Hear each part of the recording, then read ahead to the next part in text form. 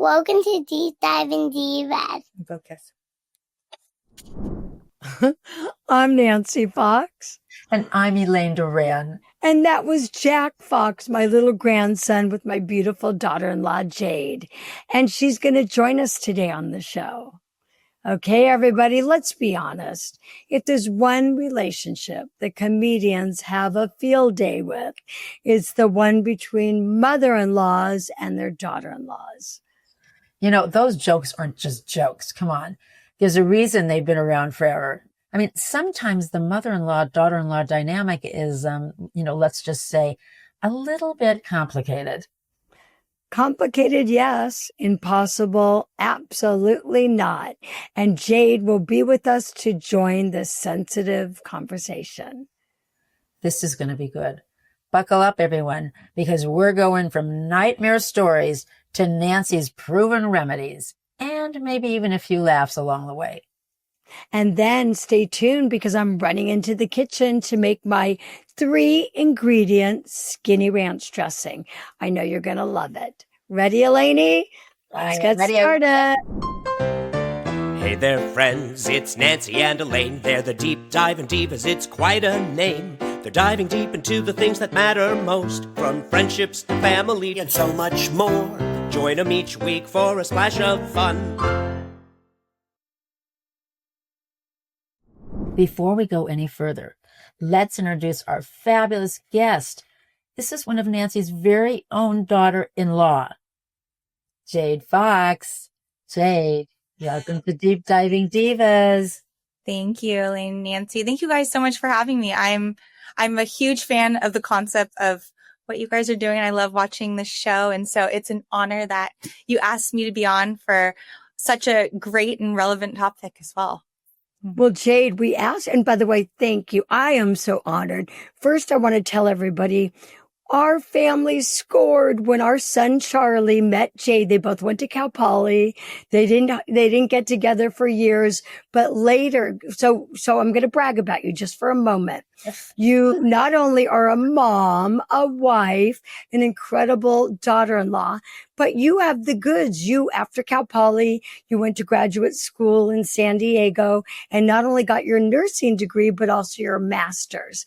And then thousands applied for the coveted job at UCLA in labor and delivery, and you got it.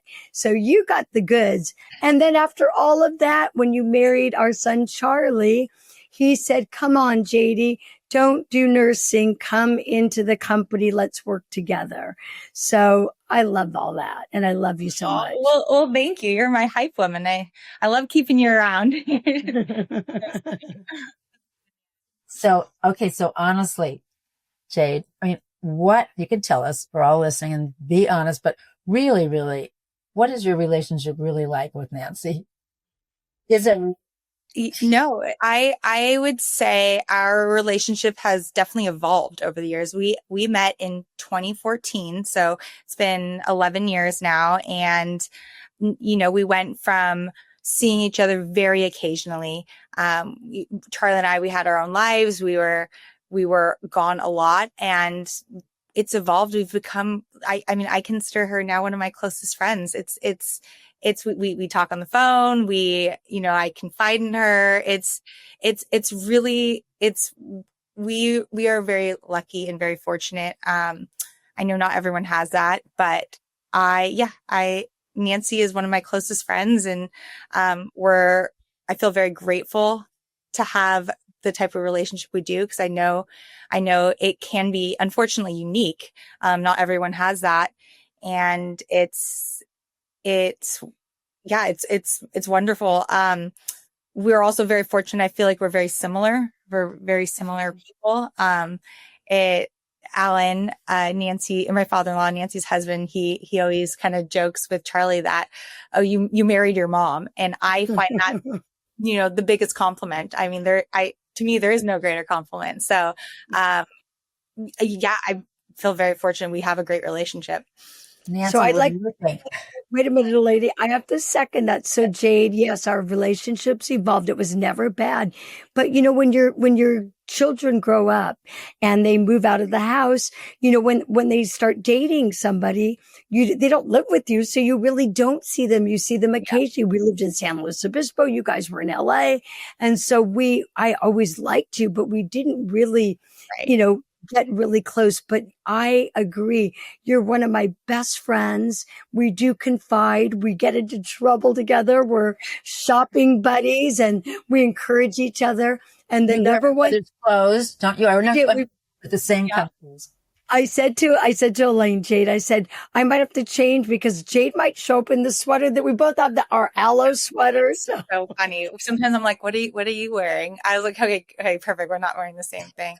The only thing that's not ideal is that Nancy has such small feet. Oh, The one thing that does not work for me. that's so fun.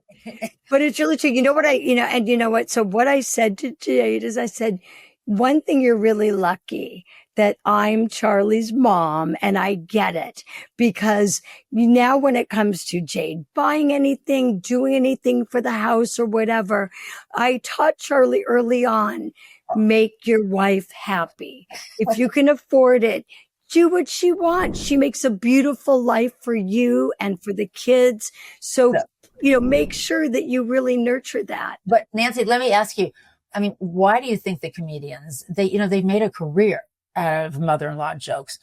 Actually, there's a plant that's called a mother-in-law plant because that has a very sharp tongue. And it's really sad.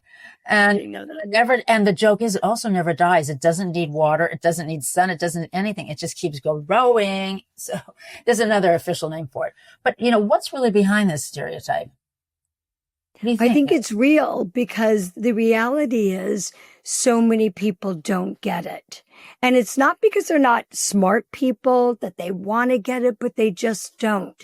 And so here today, I hope that you can walk away knowing that if you've lost your way with being a mother-in-law, or maybe your son's getting married soon and you want to do it all right, we're going to give you some really simple tips. Like, for example, Alan and I are very careful with our sons. They're grown men now.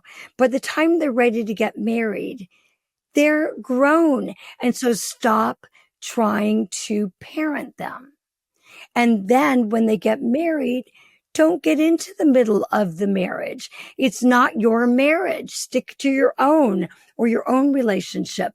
But if you don't get that and you start to think that you're empowered to take over and dominate your son because maybe you parented them all these years, it's really tough. I get it, mamas. As a mom, the number one thing we have to do when our little boys are growing up to young men is let them go. Let them flourish. There's nothing worse than a mama's boy that's attached to their mother. If you want them to be healthy young men, let them be healthy young men and independent. Jaden, so what have you noticed in your life and your friends' lives? Well, speaking from our example in particular, Nancy and Alan early on were very conscientious about giving any input. They were almost at times it felt like they were walking on eggshells and they always we'll take this with it. We don't need to push or anything. And I think they let Charlie and I take the lead to the point where we'd no, we appreciate that, but we welcome your input. We want you guys in certain situations involved in, and they were always so hyper conscientious, that over time, I think they've figured out what our comfort zone is and how involved we want. And we want them involved, but it came from our side. We brought them in, we got it. And that, I think that was really, now looking back retrospectively, very, I think, granted, I'm pretty easygoing. I don't think it would have mattered anyways, but how you did that was so, it was, you put the ball in our court. It was always in control. And now it's and that was, early on our relationship. So it set such a nice precedent that we were never going to have, like, Charlie's parents are going to be like trying to put their, like, I think a lot of people feel like, oh, they're always there, their in-laws. And, but we wanted you guys around. We love being with you. And so, but you let us dictate that, like, we want you involved. We want you, in all the aspects of our lives. And like, that's important to us. And, but you let us dictate that. I think looking back, I appreciate that, even though I don't know if, like, how much I guess how much I would have really cared, but I don't know any different, because that's how you did. And I think that was wonderful. Just, you always put it on our terms. Well, so knowing that, and you've explained it so beautifully, what Nancy and Alan have done, which is remarkable. I don't think a lot of parents can do that. Egos and everything else involved. But what about some of your friends? Can you give us some examples who are not as fortunate, or maybe some nightmarish stories of what's happened to them? I think that really comes out once grandchildren are involved. It's less evident in a parent when it's just the couple. Like, there's always tidbits there, but once grandchildren are involved, you really see the issues and the problems between in-laws, or especially specifically mother-in-laws and daughter-in-laws.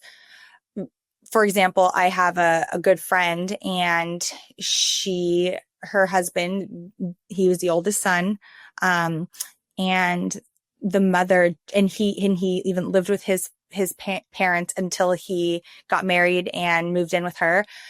They had a boy, was their first child, and the grandmother, she acts as if that baby is hers. Like, she will come in, grab him, just rip him out of my girlfriend's arms. Like, there's no boundaries at all. And she tries to, she tries to speak up about it, but she truly, like, she acts like this is her son and now her grandson, and she's just a vessel. So the advice I'd be giving, if that was a situation, and you and I have talked about that, I think I've passed it on to you. Yeah. If there is that psycho mother-in-law, and I know your friend wants to get it, wants to have a good marriage and a relationship, but she's dealing with a very strong cookie. What I say to that is, it really then needs to come from her husband, from the son. The son then needs to take his mom aside in a very loving way and say, Mom, I'm married to so-and-so, and my allegiance is to my wife. And I know you want it to be that way. But if you don't, I am telling you, I'm a grown man. And from now on, if you want to be welcome in our house and get to see our children, you must get along with my wife. Nice. And, I fell in love with her, and she's a good person, and you were so thrilled at the beginning. But you know what? If you haven't set the boundaries, I'm going to set them for you. But how many sons can do that, really? Or men? Unfortunately, I shouldn't be sexist, but that's really a hard thing. What do you think, Jade? I have a girlfriend in that exact situation, and her husband drew that line, and they don't see the kids anymore. That's what. So that's a hard thing to do, but at a certain point, he had to choose his wife. And that's what he chose right. He did the right thing. And they have a great marriage, and they're happy. It's just unfortunate that the grandparents are not involved, but it's through their choosing. But here's an interesting one, JD. So if I knew that grandma, if I knew the mother-in-law, and she was, let's say she was a friend of mine, and she's telling me this, from her perspective, probably a horror story that she doesn't get to see the grandkids. I think that's a really easy fix. And I'll tell you what I would be recommending. Whether whether the daughter-in-law will meet with you or not as this mother-in-law, meet with them, go to lunch, or if they won't, write a letter. But guess what? Apologizing for everything that they've done to get them to that point is a tremendous help. And maybe it won't fix it instantly that day. Okay, then fine. Now come over. You apologize. No, but it would go a long way. But put it on yourself, even if you don't think that you did anything wrong. You're saying the mother-in-law should apologize. 100%. She's out. And Yeah. so if you want to work your way back, what I'm suggesting, and I've helped friends with this, write that letter. And you know what? I always come from, I don't need to be right. I want to be loved. And loving in this situation means I want to see my son. I want to see my grandchildren. And I'd like a good relationship with my daughter-in-law. So the best way to fix that and heal it is to write the letter and say, I have made a zillion mistakes and I am beyond sorry. And I really hope that you see it. You know, you can see through this with time because actions will speak louder than my words right now. Can we start all over? Well, Nancy, and then you better stick to it. Nancy, you've talked about, it being a partnership. So what would you say it is sometimes between a mother-in-law and a daughter-in-law? It's pretty obvious when there's a problem. Well, I've said a partnership, but I really like to say more like what Jade and also I have another wonderful daughter-in-law, Smith. I look at my daughter-in-laws as my friends. So if you look at them as your friend, would you dream of barging into their house and trying to dominate their kids, tell their husband what to do? I think that's a really interesting, simple thing. Yeah. Treat them the way you treat your friends. If you did all the things that we're talking about negatively, guess what? You wouldn't have that friend, right? There's another thing you do specifically that I think is so important. I think it stands across the board with all mother-in-law and daughter-in-law relationships is that we deal with each other directly always. It's when we're getting the families together, when we're doing schedule, anything, it's the truth is like women run the schedules, the house, like you don't go through Charlie and there's never miscommunication. Like we kind of manage it all. And I think I think a lot of, mother-in-laws don't necessarily do that. They're like, well, but the women they do run the children's lives. And I mean, for the most part, I would say that's probably the case. And even like I'm for the most part in charge of Charlie's schedule as well, and so my husband. So having that, like that's always our dialogue too. Like we always connect with each other. There's never and the communication is so key, but I always appreciate that. It's never like, oh, Charlie's like, oh, like, are we, like my parents have this scheduled. We're going and doing this. It's always like you and I figure it out. And I appreciate that. It's always, it's us figuring it all out and it works very smoothly and it's great. Jade, let me add one more thing to it. You know what? For women out there, if you haven't understood this at this point, I think this will be very helpful. The women have most of the control in the relationship when it comes to the family, what they're doing, where you're eating, where you're going, who you're seeing, and with the children. And so if you know that to be so, that the women have all the power. If your daughter-in-law is that, she's a woman, you better work it out with her. She controls her son, or if you're going to see the kids, right? So true. All of that. Yep. Well, there's kind of another dimension as I see the two of you talking about this. I mean, we have one mother-in-law here, and I know, Jade, there's always the problem of mother-in-laws not getting together, which makes it really difficult for the couples. I don't know, Jade, if that's not in your situation, but that's a big problem. I mean, I know for friends of mine, they did not get along, have to keep them separate when there's family things. You try to get them together. Yeah, so that would be so hard. On see that or yeah, we don't have that. We're lucky we don't have that situation, but I know that is the case for some people. What is your insight on that? Well, I'm just saying that not for you two, but for other people. I know I was saying before, I mean, I've had a good I was married when I was much younger and married and had a very wonderful, sweet mother-in-law. But too young to be married at the time.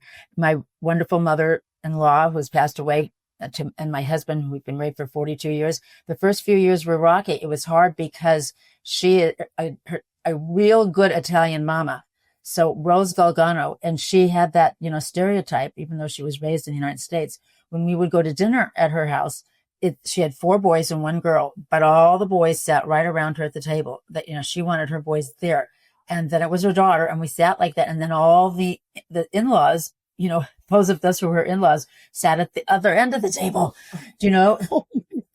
And, it was really like overworld. And first it was like, what, because my family was so mixed and wonderful and happy. And it took a few years to get through to that. Afterwards loving her very much, but it was a lot of communicating. So, there's different dimensions to a lot of relationships. So the two of you are amazing. I'm going to give you my 3 top tips and takeaways. And then if you want to add something, we'd love it. Okay. Again, we discussed this, but respect the boundaries and don't try to micromanage your son and your daughter-in-law and that's number 1. Number 2, remember, it's not a competition between you and your daughter-in-law. Like you said earlier, Elaine, a partnership or a friendship. And then always show appreciation to your daughter-in-law. Who doesn't want to hear compliments?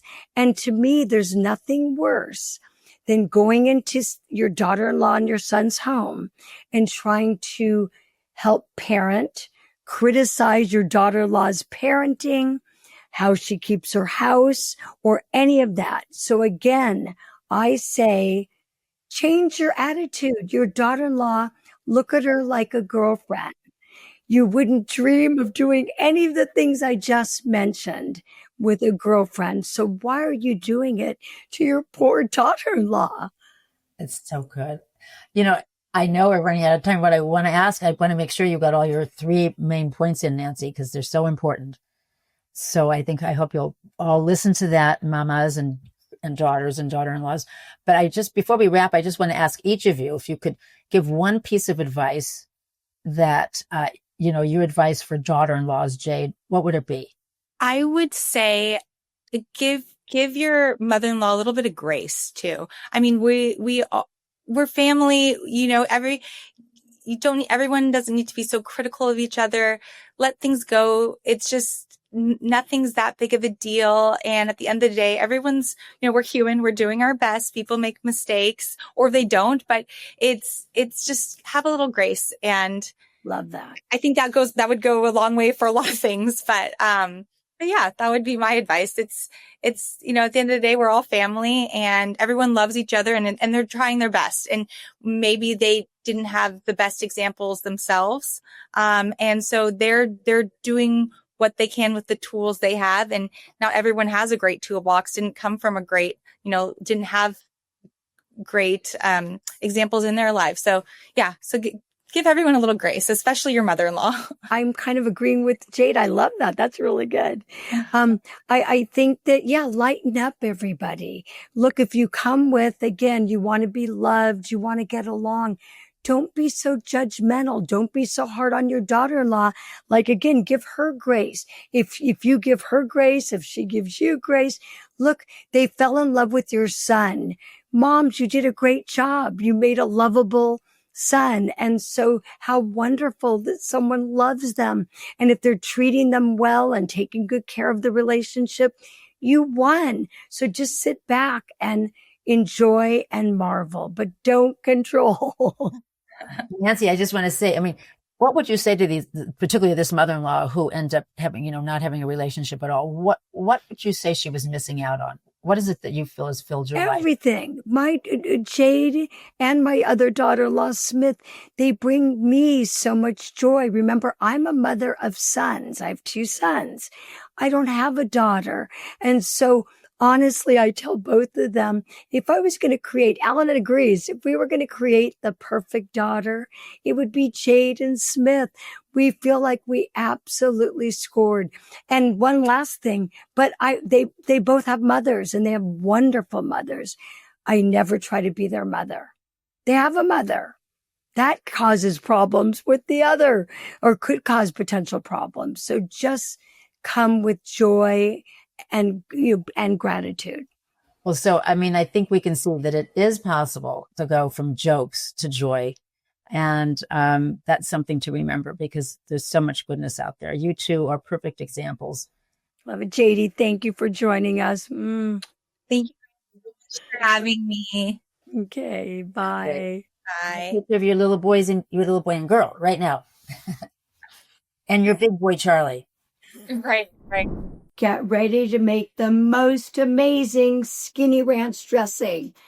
Only 3 ingredients. And look how simple. So all markets have Best Foods Light Mayonnaise, or if you're on the East Coast, the same company calls it Hellman's. 1 package of Hidden Valley Ranch dressing mix, and your favorite buttermilk. And that's it. So it's the combination of ingredients that makes it low calorie and low fat. Instead of what the recipe says, 1 cup of buttermilk, I'm using 1 3/4 cup. So I'm going to add that to the bowl. And then it calls for 1/2 cup of the light mayo. So normally the high fat version calls for 1 cup. You can see where we're going. We're cutting the calories and fat way down. And 1 package of the Hidden Valley Ranch dressing. I'm just cutting off the top and I'm going to dump it in.